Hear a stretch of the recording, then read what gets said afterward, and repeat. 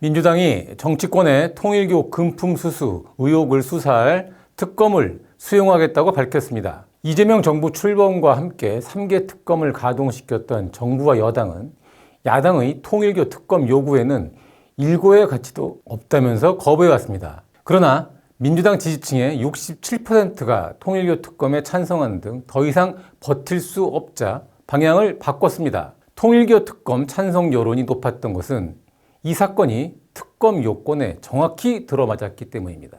민주기 특검은 지난 8월 민주당 인사들이 통일교 측으로부터 불법 정치 자금을 받았다는 진술을 받았지만 야당만 수사하고 민주당 부분은 덮었습니다. 민주기 특검의 수사 무마 의혹은 경찰과 공수처가 서로 떠넘기다 결국 공수처로 사건이 넘어왔지만 정상적 수사를 기대하기는 어렵습니다. 국민의힘과 개혁신당은 정치권이 아닌 대법원에서 특검 후보 2명을 추천하면 대통령이 그중 1명을 임명하는 내용의 합의안을 마련했지만 민주당은 이런 방식은 수용하기 힘들다고 했습니다. 수사 대상에는 통일교의 금품 제공 의혹은 물론 특검의 편파 수사 문제도 반드시 포함돼야 합니다. 통일교 로비보다 더 심각한 대장동 사건 항소 포기 외압 문제도 특검을 통해 진상을 규명해야 합니다. 그런데 민주당은 통일교 특검 수용 발표 직후 계엄 관련 2차 특검 법안을 제출했습니다. 기존의 수사를 재탕하고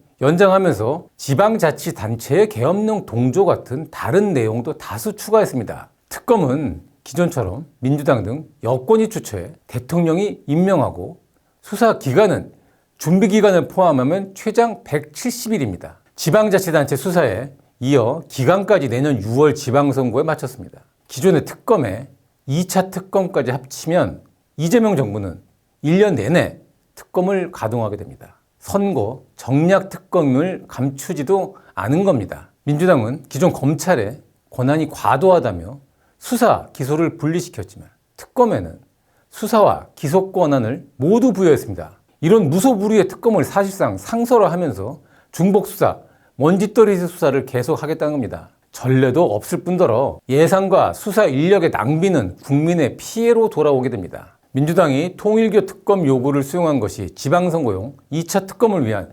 물타기용이어서는 안 됩니다. 특검을 선거용으로 악용하는 정치 악습을 반복하고 있습니다.